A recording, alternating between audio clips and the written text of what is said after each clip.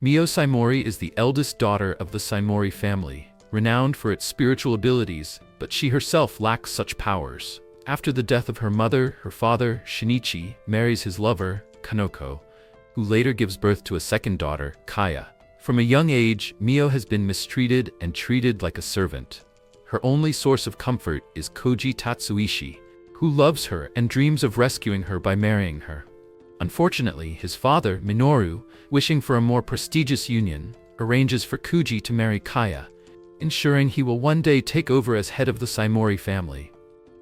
To dispose of Mio in a way that might prove beneficial, Shinichi arranges for Mio to be engaged to Kyoka Kudo, a notoriously bad-tempered soldier from the Kudo family. Kyoka has a reputation for scaring off potential brides within days of meeting them. Koji reluctantly agrees to this arrangement, as it would allow Mio to escape her abusive family. Mio journeys alone to the remote Kudo estate, where she meets Kyoka's servant, Yuri.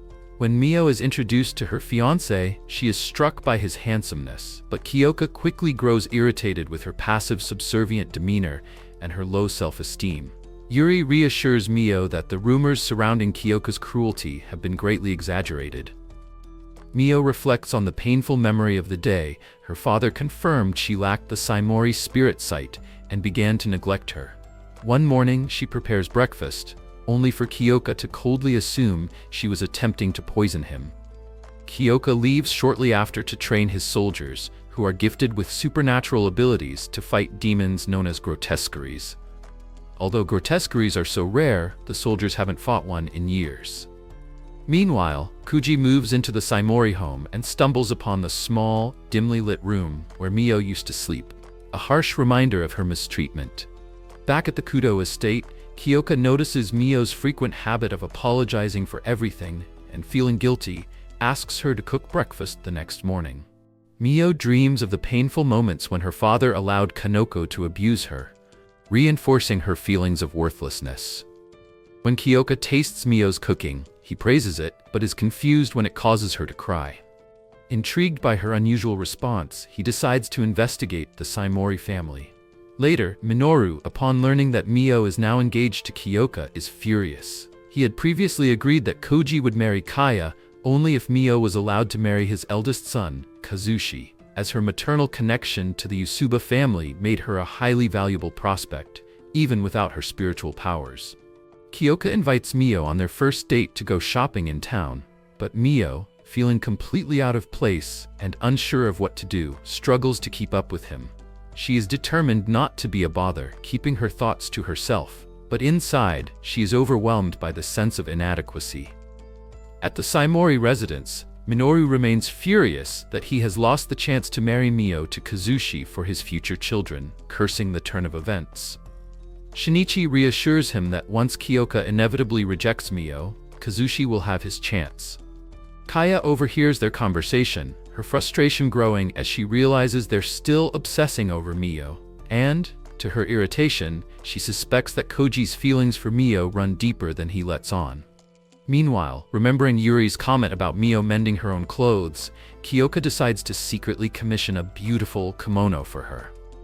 When he presents it to her, Mio is touched by his kindness, but a part of her hesitates. Her fear of being abandoned by him, just like everyone else in her life, makes her reluctant to accept the gesture completely.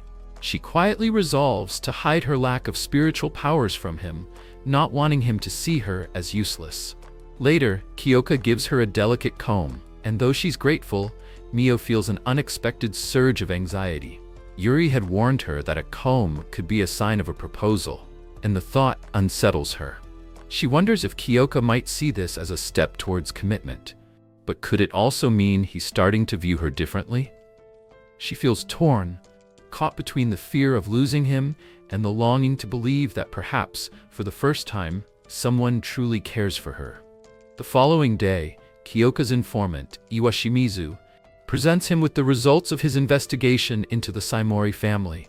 As Kyoka reads through the details, his disgust grows at the blatant evidence of the abuse Mio endured. But his stomach churns further when he learns of her lack of spiritual powers and her connection to the Usuba family, who are known for their ability to manipulate minds. Anger boils within him as he realizes the depths of her suffering. Just as he's about to return to Mio, Kyoka is struck with fury when he destroys several Shikigami.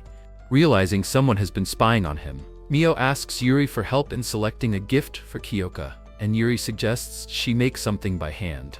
Mio settles on crafting a kumihimo, knowing Kyoka always ties his hair with one. Later, Kyoka gifts her a protective charm, insisting that she keep it with her at all times for her safety. While out shopping with Yuri in town, Mio unexpectedly runs into Kaya and Kuji. Kaya starts to bully Mio, but stops when she learns Mio is still engaged to Kyoka. Meanwhile, Kyoka confronts the Saimori family and informs them that Mio will not receive any of the typical advantages of marrying into a powerful family unless they offer a full apology. Later, Kaya briefly crosses paths with Kyoka and is struck by his captivating appearance. Yuri tells Kyoka about the encounter and urges him to offer Mio his unwavering love. Kyoka invites Hana, a servant Mio had grown close to as a child before being unjustly dismissed by the Saimoris. Mio is overjoyed to see her again. As they talk, Mio realizes that Kyoka must already know about her lack of spiritual powers and her painful past, yet he still wants to marry her. Mio, feeling immense relief, presents the kumihimo to Kyoka, and he promises he will never turn his back on her. Minoru, watching through his Shikigami, begins scheming desperately to separate them, devising a plan involving Kaya to break their bond. Mio is overjoyed to accept the kimono Kyoka bought for her, deeply moved by his thoughtful gesture. At the Tatsuishi residence, Minoru invites Kaya over and shows her a photograph of Mio and Kyoka, beaming and engaged. Shocked, Kaya recognizes Kyoka as the handsome man she had encountered before. Consumed with jealousy, she swears to have her father end Mio and Kyoka's engagement. Meanwhile, Mio, feeling grateful for Hana's return, invites Godu to dinner as a way to thank him for reuniting her with her childhood friend. Kaya, however, continues to watch Mio from the shadows using her Shikigami, her anger growing as she sees Mio so much happier than she ever was. That night, Mio is once again haunted by a nightmare. But this time, Kyoka is there to comfort her, offering her reassurance. Kaya, refusing to give up, goes to Shinichi with a direct request to sever Mio and Kyoka's engagement. Shinichi, however, rejects her demand outright. Frustrated, Kaya shifts her tactics and offers Kuji the opportunity to marry Mio, knowing it would fulfill his earlier wish. The following day, Mio forgets the protective charm Kyoka gave her as she rushes to deliver a bento to him, and soon after, she is kidnapped. Meanwhile, Kuji uncovers the sinister plot his father and Kaya have been orchestrating against Mio. Furious that his father knew of Mio's abuse and did nothing to help her, Kuji loses control of his powers, attacking Minoru in his rage. However, he is quickly overpowered and restrained. As Minoru leaves to handle the situation with Mio, Kazushi takes the opportunity to free Kuji, encouraging him to go after Mio and save her. Just as Kuji rushes to find her, Yuri arrives to inform Kyoka of Mio's abduction. In a panic, Kuji begs Kyoka for his help, desperate to rescue Mio from the dangerous situation she's in. Mio finds herself trapped in the Saimori family's storage room, bound and helpless, as Kaya and Kanako demand that she call off her engagement with Kyoka. Mio stands firm, refusing to give in to their threats. Furious at her defiance, Kanako lashes out and assaults Mio. Meanwhile, Kyoka and Kuji race toward the Saimori residence, determined to rescue her. As they reach the estate, Kyoka shatters the barrier Minoru and Shinichi had cast to prevent them from entering. Minoru, in a fit of rage, unleashes his pyrokinetic powers, setting the Saimori residence ablaze. Kyoka, undeterred, retaliates with a bolt of lightning that strikes Minoru, knocking him unconscious and ending his fiery assault. Shinichi watches in despair, lamenting the destruction of the family he once controlled. Just as the flames consume the Saimori house, Kyoka arrives to rescue Mio, who is shaken but unharmed. The sight of the burning residence breaks Kanako, who collapses in despair at the loss of her home. When Kyoka turns to confront Kaya, she attempts to approach him, eager to claim her place as his fiancée. However, Kyoka dismisses her coldly, accusing her of being selfish and arrogant, unwilling to even consider her. Kaya, humiliated and frustrated, orders Kuji to leave her. But Kuji refuses, vowing that he will never allow Mio to be tormented again. Elsewhere, The emperor, furious over Minoru's failure to control the situation, orders his envoy, Arata Tsuruki, to deal with Mio and Kyoka once and for all. Mio later wakes up to find Kyoka sitting by her side, his presence a comforting reassurance. He gently tells her that none of the chaos was her fault, offering her the safety and peace she so desperately needed. Yuri, visibly relieved, joins them, happy to see Mio safe and sound at last. Mio asks Kyoka to take her to the Saimori residence one last time, after hearing that it has been completely destroyed by the fire. Upon their arrival, Kyoka informs Mio that Shinichi and Kanako have moved to a small house in the countryside. The incident has not been made public, and despite everything, the Tatsuishis have faced no punishment.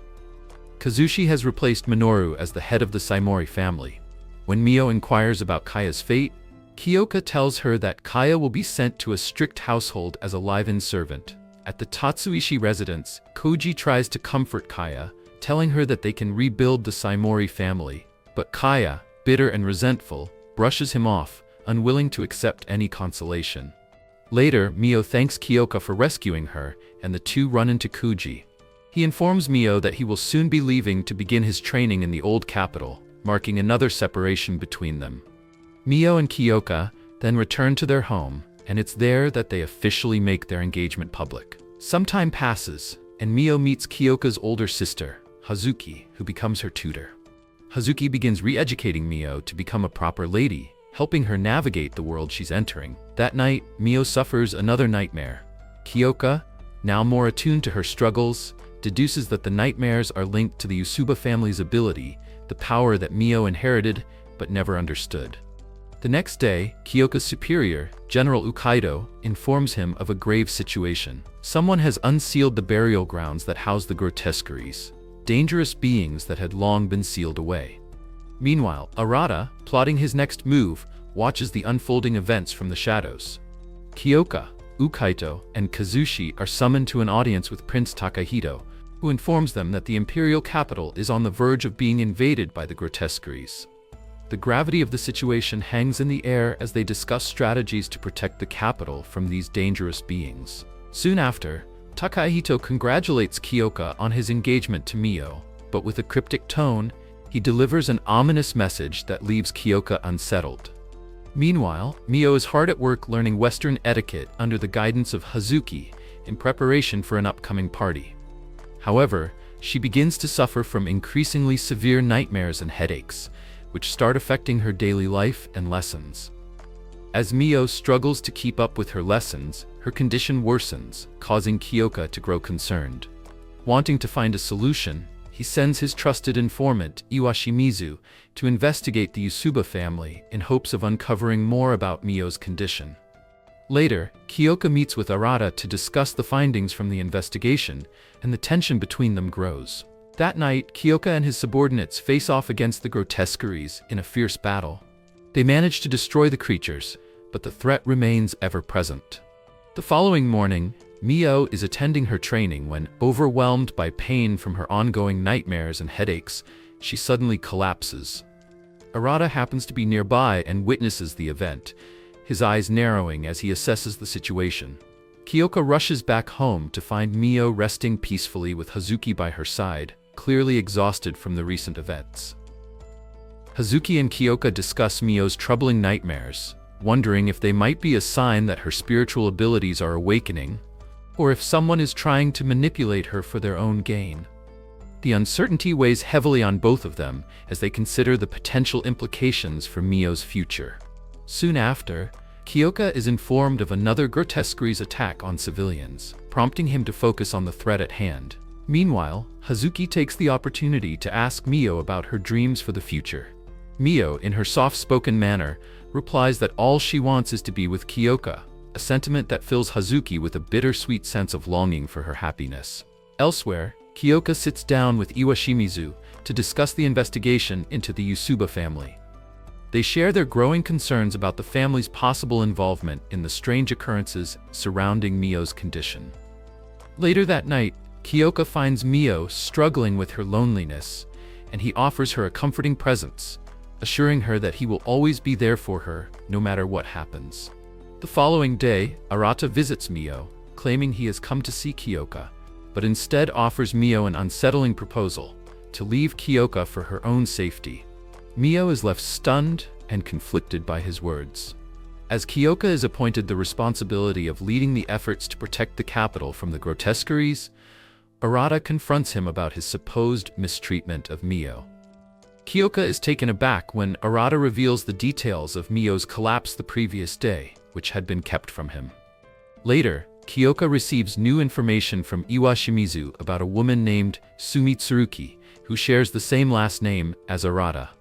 This discovery sends a chill down Kyoka's spine as he realizes there may be deeper connections between Arata and Mio's mysterious circumstances. Hurrying back to Mio, Kyoka finds her in the kitchen, where she suddenly passes out in his arms. In a panic, Kyoka scoops her up, determined to find the truth behind the troubling events.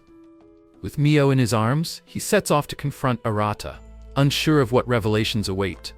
Kyoka and Mio arrive at the Yusuba mansion, where they are immediately greeted by Arata, who fully introduces himself as Mio's cousin. He explains that the cause of Mio's persistent nightmares is linked to her spiritual gift, not something external or intentional. This revelation leaves Mio feeling both confused and a little relieved, but the weight of the situation is far from over. Mio and Kyoka are then brought before Yoshiro Usuba, the head of the Usuba family. Yoshiro, with a calm and calculating demeanor, offers Kyoka assistance, but only if he is willing to let Mio stay with her maternal family. Yoshiro goes on to explain that Mio's ability to intervene in people's dreams is the root of her nightmares. As long as she possesses this gift, she will continue to experience the torment of vivid, unsettling dreams. Mio, feeling overwhelmed, listens in silence, unsure of what to believe anymore. When Kyoka refuses to leave Mio behind, determined to protect her no matter the cost, Arata challenges him to a duel. The two clash fiercely, and Kyoka initially gains the upper hand. However, Arata uses an illusion of Mio to distract Kyoka, throwing him off balance long enough for Arata to win the match. The defeat is crushing for Kyoka, and as a result, Mio is taken under the care of the Usuba family, leaving Kyoka helpless. Though beaten and frustrated, Kyoka vows to get Mio back once he has dealt with the looming threat of the grotesqueries and the protection of the capital. He is determined not to give up on her, despite the painful turn of events.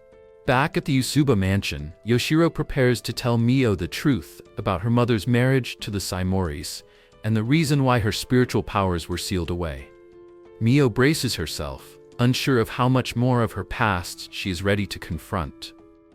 The answers she seeks are within reach, but will they be enough to untangle the complicated web surrounding her? Yoshiro takes the time to explain the deep history behind Mio's family, starting with a revelation about the Usuba's past. Years before Mio was born, the Usuba family found themselves in dire financial trouble. When the Saimori family approached them with an offer of assistance, the condition was that Sumi, Mio's mother, would marry Shinichi Saimori. Despite Yoshiro's strong objections, Sumi accepted the arrangement, severing her ties with her own family. This decision marked the beginning of Mio's mother's estrangement from her relatives. As Yoshiro continues, he speaks of Mio's inherited supernatural ability, the Dream Sight, which allows her to intervene in and manipulate people's dreams.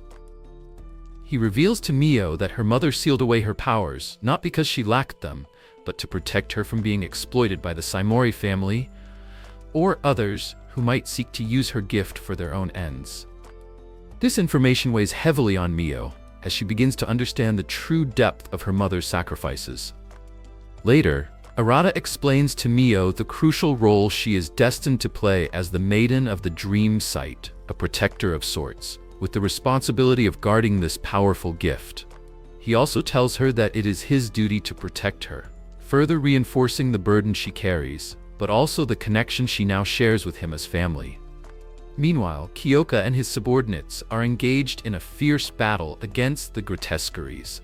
Kyoka, ever the protector, ends up unconscious after shielding Goru from an attack, leaving his men to continue the fight without their leader. Back at the Usuba mansion, Mio speaks with Yoshiro again, and he expresses his gratitude for finally meeting her. He urges her to rely on both him and Arata as her family from now on, a sense of support she has never known before. Soon after, Mio's powers are fully unsealed, and she is overcome with shock and concern when she hears about Kyoka's condition. Desperate to see Kyoka again, Mio wishes to visit him, but Arata informs her that the Emperor has ordered her to remain with the Yusubas permanently. The Emperor views Mio's existence and her abilities as something of great importance, which puts her in a difficult position. Despite the consequences that may come from defying this order, Yoshiro allows Mio to leave and supports her decision. Arata, in turn, agrees to take her to Kyoka, understanding the urgency and emotional pull of Mio's desire to be with him. As Mio makes the decision to use her spiritual powers to save Kyoka, she unexpectedly finds herself drawn into the dream world of the Saimori residence. Here, she confronts her other self, a representation of her unhappiness, trauma, and the pain she has carried throughout her life. This other self tries to dissuade her, feeding into her fears and insecurities. But Mio, with newfound determination, declares that she will no longer run from her past. She promises herself that she will live a happy life with Kyoka, no matter the obstacles in her way. Strengthened by her resolve, Mio uses the Kumihimo Kyoka had given her as a guiding thread to navigate the dream world.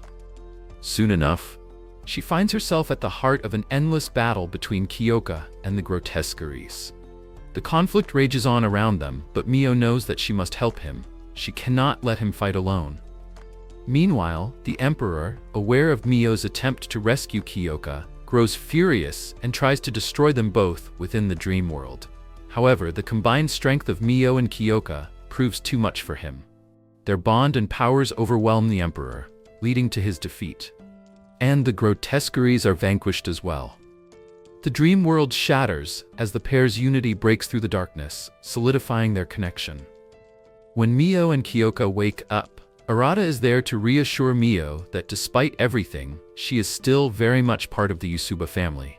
As for Kyoka, he tells Arata that while their clash is over for now, he and Arata will have a rematch someday, acknowledging the unspoken respect that has grown between them. The next day, Prince Takahito reveals to General Ukaido that the Emperor was the one responsible for unleashing the Grotesqueries, and that his plans for Mio and Kyoka were part of a larger scheme. The Emperor's actions will not go unpunished, and Takahito hints that the Emperor will have to atone for his mistakes in the future. With the battle behind them, Mio and Kyoka return to their daily lives, their bond growing stronger as they face whatever challenges may come next. Days later, they attend a party together, their first public appearance as a couple. At the party, Mio arrives alongside Kyoka, feeling a mix of excitement and nervousness as she steps into the social scene. Hazuki, ever the supportive figure, introduces Mio to her son, Asahi. However, it's clear from the outset that Asahi is not fond of Mio, and his aloof demeanor doesn't go unnoticed by her. Despite the chilly reception, Mio continues to navigate through the gathering, doing her best to engage with the guests while maintaining her usual quiet composure. As the evening progresses, Kyoka takes Mio to meet Prince Takahito, who is poised and authoritative. In a private conversation, Takahito opens up about the true reason behind his father's involvement in the struggles between the Saimori and Usuba families. He explains that the Emperor's actions were part of a larger, more intricate plan, and Mio listens intently, her heart heavy with the weight of the revelations. When Takahito apologizes for the suffering she endured, Mio, with a gentle smile, assures him that despite everything, she is truly happy to be with Kyoka. His apology means a lot to her, but her place is with the man she loves now. And that's all that matters. After the conversation with Takahito, Mio is once again caught off guard by an encounter with Asahi. This time, he seems more vulnerable. He admits, with a hint of embarrassment, that he is jealous of Mio for taking up so much of his mother's attention. Mio is taken aback, unsure of how to respond, but Hazuki, ever patient and understanding, reassures her son that she loves him deeply. Asahi, realizing his misplaced feelings, apologizes to Mio for his earlier behavior. She forgives him, grateful for his honesty, and they part on better terms. The following day, Arata pays a visit to Kyoka and Mio. He comes with a proposal to become Mio's personal bodyguard, offering his protection now that the Yusuba family's involvement in Mio's life has become even more significant. Mio appreciates the gesture, but her thoughts are preoccupied with Kyoka's work. She watches him leave, her heart filled with hope for their future together, silently wishing for the happiness they both deserve.